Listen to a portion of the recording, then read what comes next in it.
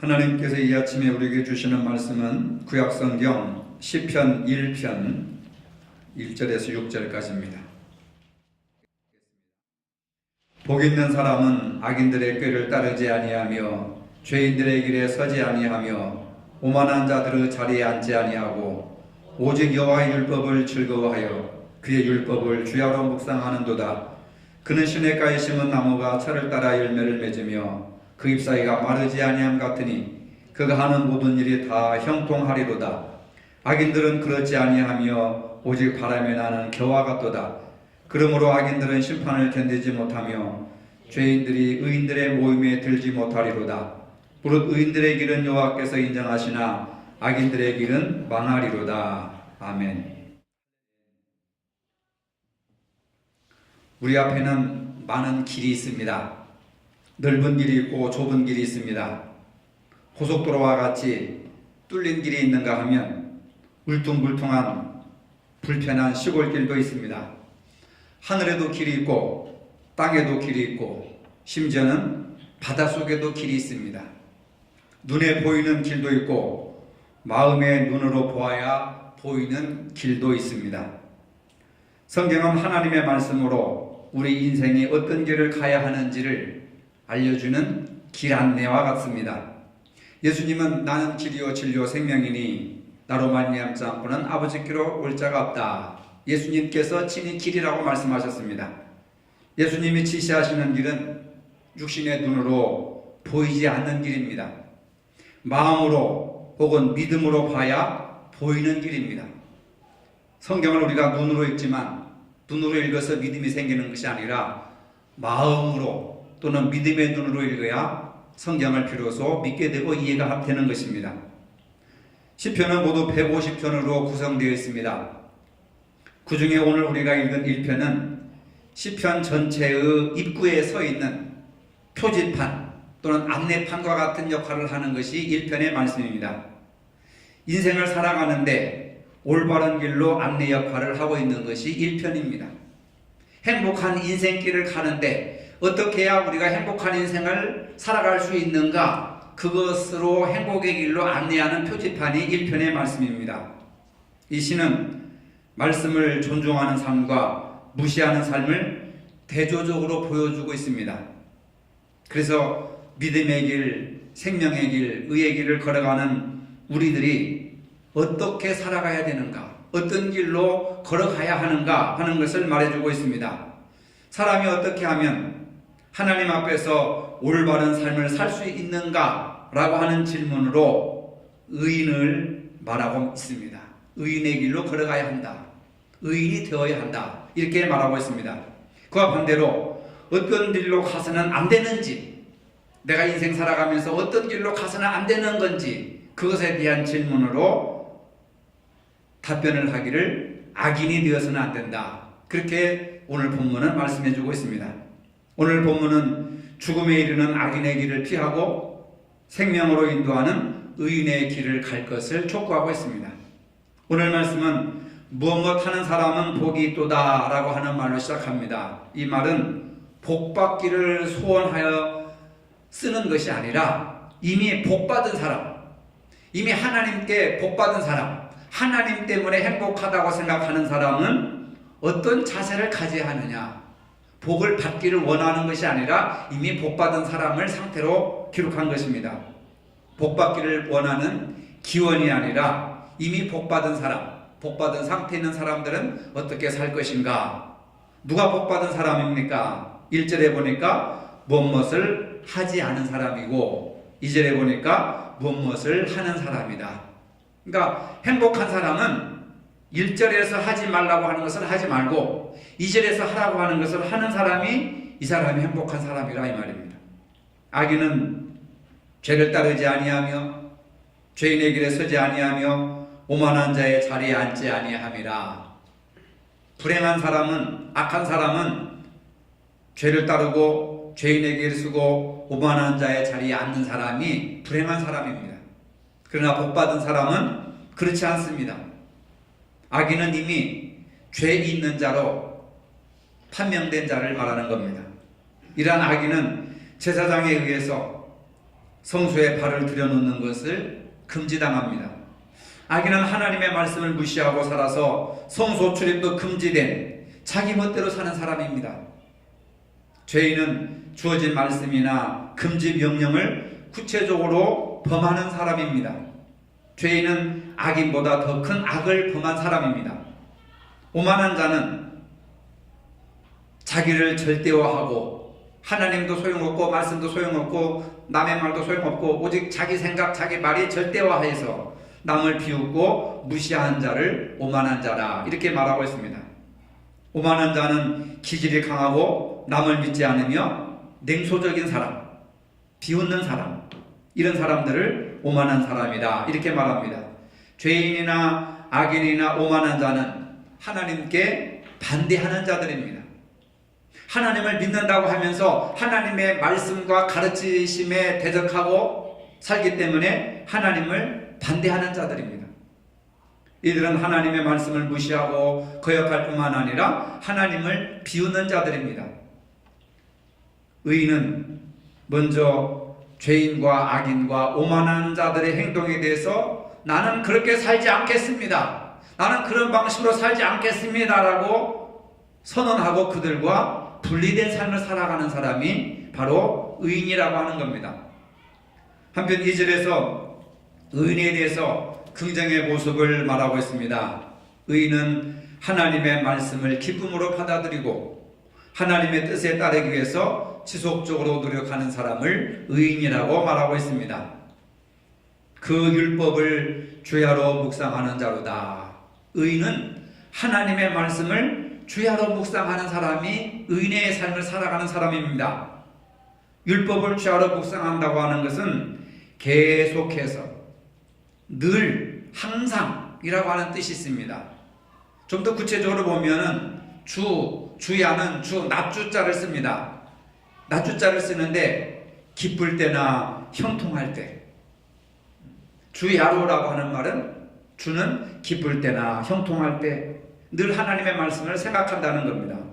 야는 밤야자를 쓰는데 슬플 때나 재앙을 만났을 때, 고통의 때에 내 뜻대로 되지 않았을 때 그것을 상징하는데, 주야는 기쁠 때나 슬플 때나 잘 될 때나 안 될 때나 기분이 좋을 때나 기분이 상할 때나 언제나 하나님의 말씀을 묵상하고 그 말씀 안에서 해답을 찾으려고 애쓰는 사람, 이런 사람이 복 있는 사람이다 이렇게 말씀하고 있습니다. 묵상하다고 하는 말은 낮은 소리로 읊조리다, 생각하다 또는 반성하다 라고 하는 뜻입니다. 그러니까 항상 어느 때든지 하나님의 말씀을 암송하고 읊조리고 그 다음에 생각하고 그 다음에 그 말씀에 자신을 비추어서 반성하는 그런 자세가 그 율법을 주야로 묵상하는 자로다 하는 뜻입니다. 성경을 읽을 때 읊조리듯이 소리내서 읽는 것이 좋습니다. 그것이 묵상이라고 하는 겁니다. 동양 사상과 이 성경의 사상과는 좀 다릅니다. 동양에서 묵상은 깊은 생각에 들어서 자신을 잃어버리는, 자신을 초월하는 비움의 묵상이라고 한다면, 성경의 묵상은 인간적인 생각들을 비우고 하나님의 말씀으로 채우는 것이 묵상입니다. 동양의 묵상은 비우는 것입니다. 심지어는 자아까지도 비웁니다. 미움과 시기와 질투와 모든 잡생각들을 다 비우는 거예요. 그것으로 끝입니다. 그리고 무하로 살아가는 겁니다.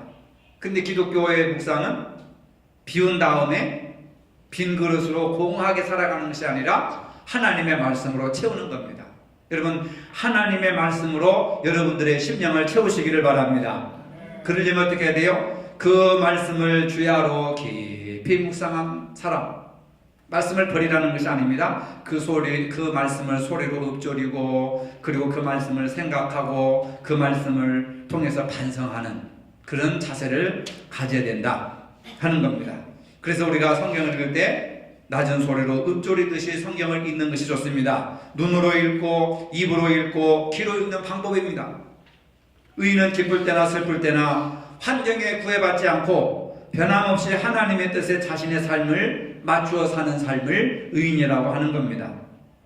의인의 삶은 먼저 하나님의 뜻을 따른 자들과 확실한 선을 긋고 하나님의 말씀을 즐거워하며 항상 묵상하는 삶을 사는 겁니다.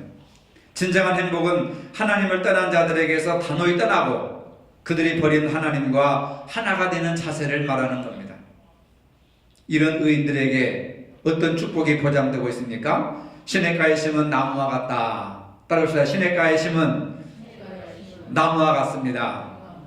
시냇가에 심은 나무와 같은 축복이 주어지는 겁니다. 이 나무는 생명의 원천에 그 뿌리를 두고 있어서 성장과 결실에 필요한 생명력을 무한히 공급받고 있습니다. 시절을 쫓아 과실을 맺습니다. 이 나무는 계절의 옷을 바꾸어 입으면서 결실의 때가 이르면 사람들에게 유익한 결실의 열매를 주는 겁니다. 그리고 잎사귀가 마르지 아니하는 축복을 받습니다. 너무 빛이 푸르르고 청청한 빛깔의 아름다움이 길이길이 보존됩니다. 잎사귀가 병들지 않고 시들지 않습니다. 그 푸르름을 늘 유지합니다. 이 나무는 마르지 않는 수원에 뿌리를 내리고 늘 푸르며 철마다 열매를 맺습니다. 여러분, 나무가 마르지 않는 그 생명의 원천에 뿌리를 내려야 살사철 성장하고 푸르르게 자라는 것이지요. 그냥 황토나 또는 메마른 땅에 나무를 심으면은 그 나무가 다 가지가 말라서 비틀어지고 그 다음에 죽습니다. 우리 신앙이 하나님의 말씀에 뿌리를 둬야 되지, 세상적인 경험이나 자기 생각이나 자기 철학이나 자기 사상에 기반을 두면은 환경이 바뀌면 신앙도 버리는 겁니다. 환경이 바뀌면 얼마든지 하나님을 부정합니다. 자기 유익에 따라 움직이고 자기 유익 따라 하나님을 배반하고 배신하고 교회를 멀리하고 말씀을 대적하고 그렇게 살아가는 겁니다. 바로 의인이 형통하게 되는 것은 그 하나님의 말씀을 따라 지혜롭게 살아간 보상으로 바로 하나님께서 시냇가에 심은 나무처럼 시절을 쫓아 과실을 맺게 하시고 그 잎사귀가 마르지 아니함 같으니 그가 하는 모든 행사가 형통하게 잘 될 것이다. 이런 축복의 말씀을 여러분들의 것으로 삼으시기를 바랍니다. 그런가 하면은 악인의 운명은 4절과 5절에 너무나도 잘 나타나 있습니다. 악인은 겨에 비교합니다.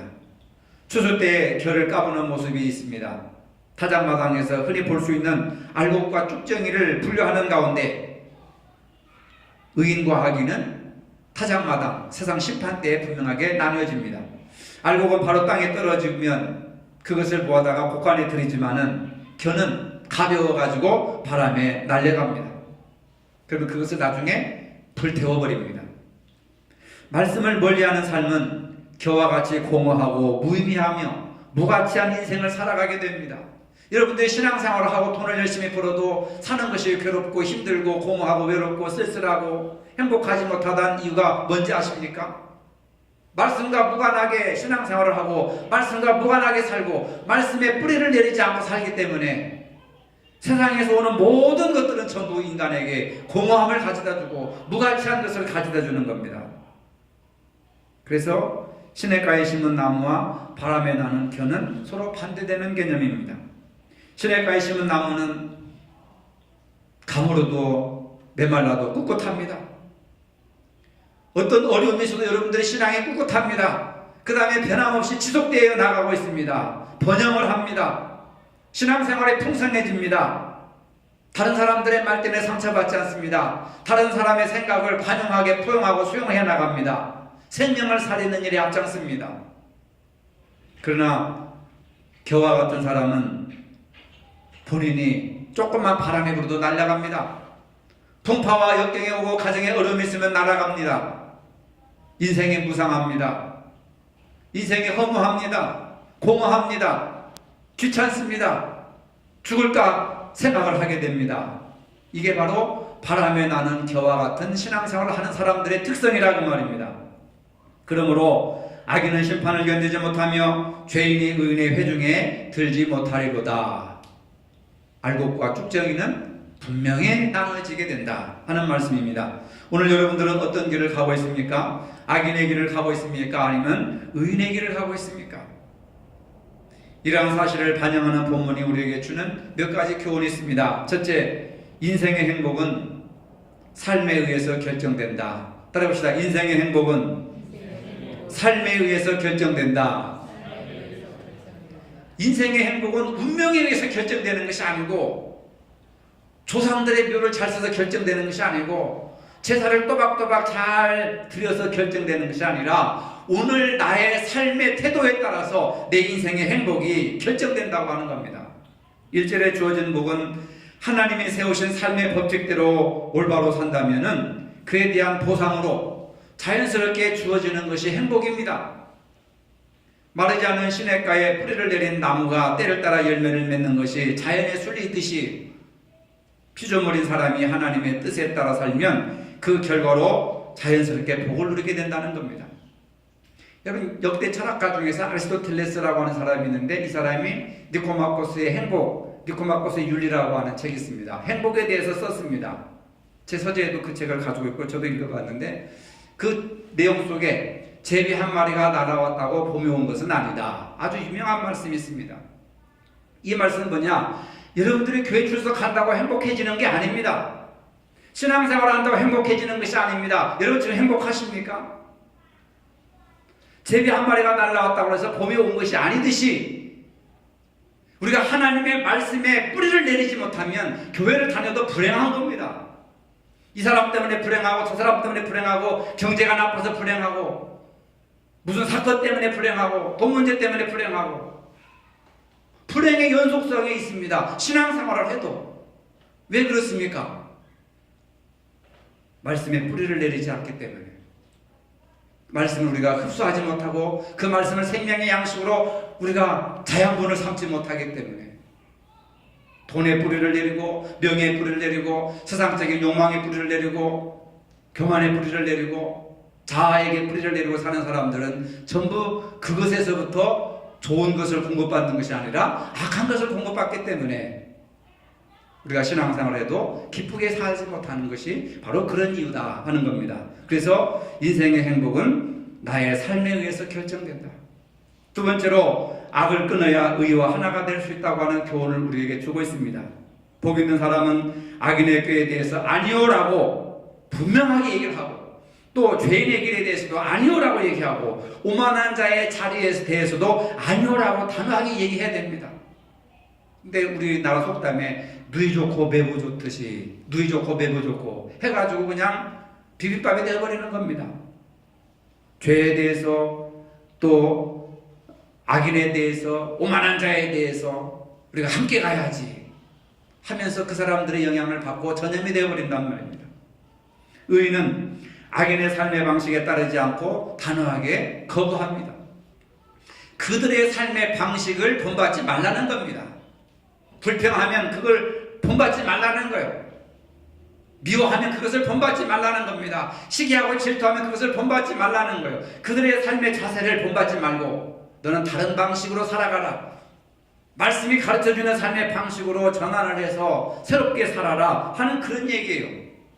근데 우리가 평생 신앙생활해도 여전히 우리의 마음으로, 입술로, 행실로 어렸을 때부터 범죄한 그 모습들을 끊어버리지 못하고 죽을 때까지 가지고 가는 겁니다. 아니오라고 여러분. 가르침에 대해서 아니오라고 하는 것이 아닙니다. 하나님이 없어도 잘 살겠다고 생각하는, 말씀을 무시하는 죄인과 악인과 오만한 자들의 삶의 방식을 본받지 말고 그들과 다른 삶의 방식으로 따라가 살아라 하는 것을 얘기하는 겁니다. 악인과 의는 함께 갈 수가 없습니다. 고린도후서 6장 4절에 보니까 너희는 믿지 않는 자와 멍해를 같이 하지 말라. 그들의 삶의 방식에서 돌아서서 하나님이 가르쳐주시고 말씀이 가르쳐주신 삶의 방식을 따라 살아라. 세 번째로, 신앙의 뿌리는 영원한 말씀에 두어야 합니다. 의인은 고갈되지 않는 생명의 원천에 뿌리를 두고 있어서 필요한 생명력을 필요할 때마다 공급받습니다. 어렵고 힘들 때마다, 뭘 생각합니까? 내가 저 사람과 끊어야겠다. 저 사람을 죽여야겠다. 그런 생각을 하는 것이 아니라 말씀이 생각나서, 이럴 때 말씀은 나에게 어떤 소명을 주는가? 말씀은 나에게 어떤 깨우침을 주는가? 말씀은 뭐라고 하는가? 그것을 묵상하고 자신의 생각을 돌이켜서 말씀을 붙들고 기도하고, 말씀을 붙들고 사랑하고, 말씀을 붙들고 용서하고 화해하고 나가야지. 그런 사람이 하나님의 말씀에서 생명을 공급받습니다. 하나님의 백성은 하나님의 말씀을 먹고 사는 사람들입니다. 신명기 8장 3절에 만나를 내게 먹이신 것은 사람의 떡으로만 사는 것이 아니요 하나님의 입에서 나오는 모든 말씀으로 사는 줄을 너로 알게 하려 하심이니라. 40년 동안 하나님께서 이스라엘 백성들에게 광야에서 만나를 먹이신 것은 먹을 것을 하나님이 공급해 주시는 것이다. 사람이 빵으로만 사는 것이 아니라, 내가 수고하고 일한 대가로 사는 것이 아니라 하나님의 입에서 나오는 말씀으로, 영의 말씀으로, 생명의 말씀으로 인생은 행복해지는 것이다 라고 하는 것을 가르쳐 주시기 위해서 40년 동안 교육을 시킨 거예요. 또한 하나님의 말씀은 완전하여 영혼을 소생시키시고 확실하여 우둔한 자로 하여금 지혜롭게 하신다고 하셨습니다. 사도행전 8장에 보면 빌립 집사가 나옵니다. 우리 지난 금요일 소그룹 성경 모임에서 묵상했던 말씀입니다. 4절자에 보면은 빌립이 사마리아 성에 내려가 그리스도를 백성에게 전파하니 우리가 빌립의 말도 듣고 행하는 표적도 보고 한 마음으로 그가 하는 말을 따르더라. 그 성에 큰 기쁨이 있더라. 이렇게 했습니다. 이어서 27절 이하에 보니까 에티오피아 사람 대시가 예배드리러 예루살렘에 왔다가 돌아가는데 수레를 타고 앉아서 선지자 이사야의 글을 읽고 있습니다. 근데 자신은 그 내용이 무슨 이야기인지를 모릅니다. 뜻도 모르고 읽고 있는 그에게 성령께서 빌립 들어가서 그에게 가르쳐줘라 해가지고 빌립이 그 읽는 성경의 궁금증을 풀어주고 자세히 본문을 설명해 주었습니다. 부활하신 예수님을 증거하는 말씀입니다. 그리고 그가 에티오피아의 자기 나라에 가서 복음을 전했습니다. 지금은 그리스도 정교의 나라가 됐지만 90% 이상이 그 사람들은 크리스찬들입니다. 우리가 신앙생활을 하면서 올바른 길을 걸어가는 것은 하나님의 말씀에 기초하여서, 그리고 그것을 내가 먼저 깨닫고 빌립 집사처럼 남에게 가르칠 수 있는 수준까지 우리가 올라가야 된다는 말씀입니다. 이러한 자세가 주님이 원하시는 제자의 모습입니다. 근데 에티오피아 내시처럼 성경을 펼쳐놓고도 흰 것은 종이요 검은 것은 글씨다 하고 아무것도 이해를 못한다면 우리가 뭘 깨닫고 뭘 가르치고 뭘 증거하겠습니까? 우리 교회에서는 다음 주 오후 예배 후에 매월 첫째 주, 둘째 주에 권사님들과 자원하는 집사님들을 상대로 성경 공부를 하려고 합니다. 그래서 첫째 주, 둘째 주에 모여서 성경을 읽고 함께 나누는 시간을 가지려고 합니다. 말씀이 없는 신앙은 바람에 나는 겨와 같습니다. 여러분들이 알고게 되려면 부지런히 배우고 나가서 증거하는 삶을 살아야 됩니다.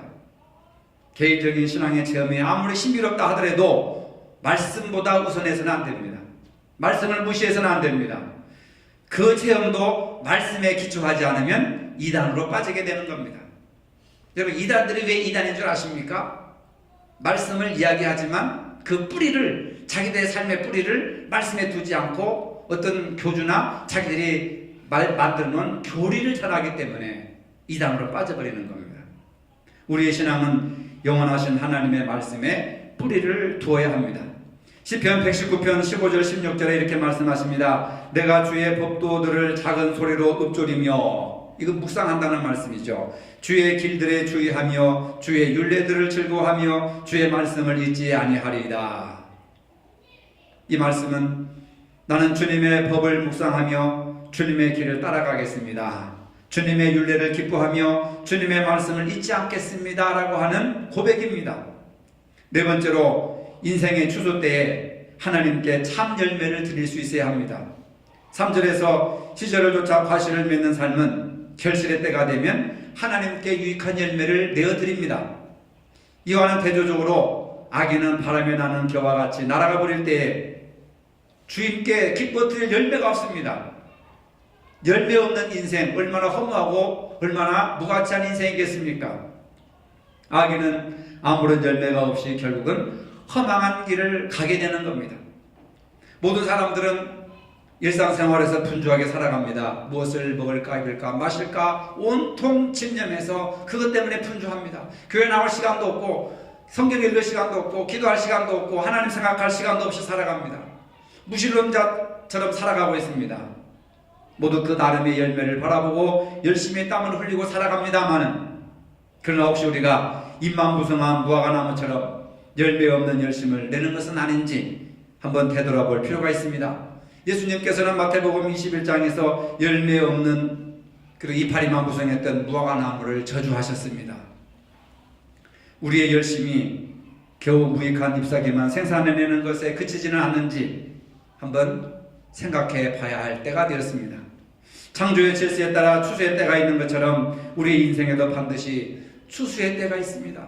하나님 앞에 심판받을 때가 있습니다. 그때가 되면 알곡으로 인정받을까 아니면 쭉정이나 겨와 같이 바람에 날려 버려지는 쓸모없는 것이 되어버릴까 한번 생각해 봐야 합니다.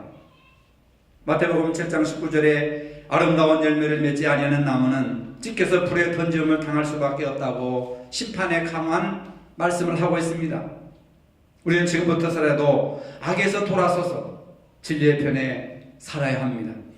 하나님이 원하시는 길은 오직 한 길, 의인의 길로 들어서라고 말씀하십니다. 그래야 인생의 추수 때에 하나님께 진정한 열매를 맺어 드릴 수가 있습니다.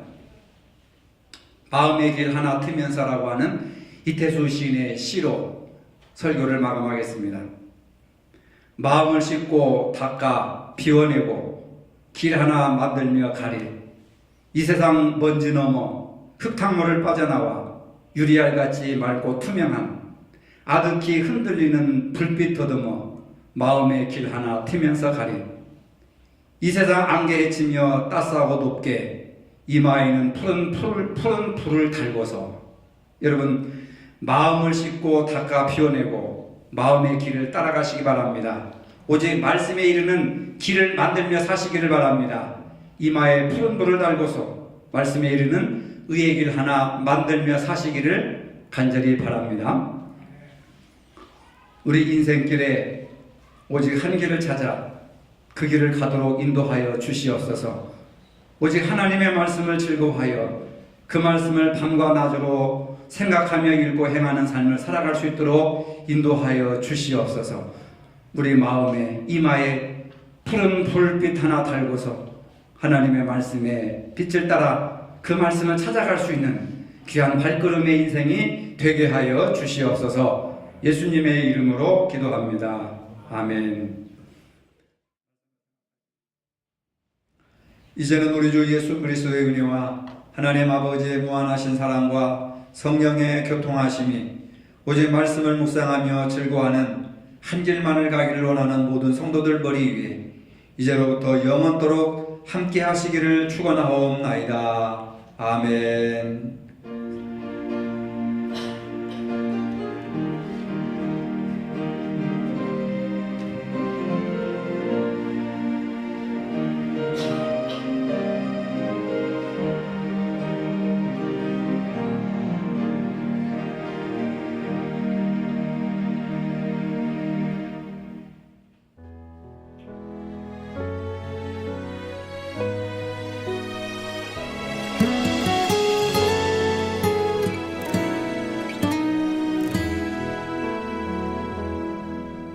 복 있는 사람은 악인들의 꾀를 따르지 않으며 그 길에 서지 않으며 오만한 자들의 자리에 앉지 않고 여호와를 찬양하도다.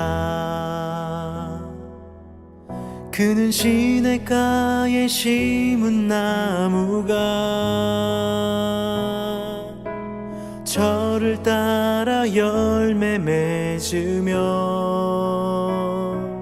그의 잎사귀가 마르지 아니함 같으니 그의 모든 일 다 형통하리라.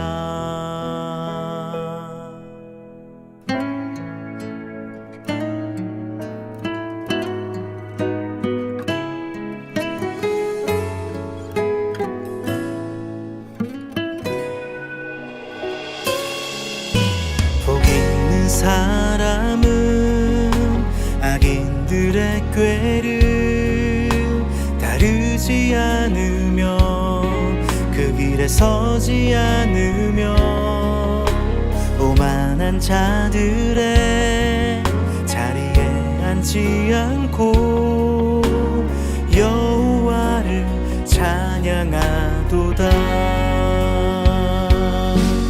그는 시냇가에 심은 나무가 저를 따라 열매 맺으며 그의 잎사귀가 마르지 아니함 같으니 그의 모든 일 다 형통하리라. 그는 시냇가에 심은 나무가 저를 따라 열매 맺으며 그의 잎사귀가 마르지 아니함 같으니 그의 모든 일 다 형통하리라. 그의 잎사귀가 마르지 아니함 같으니 그의 모든 일 다 형통하리라.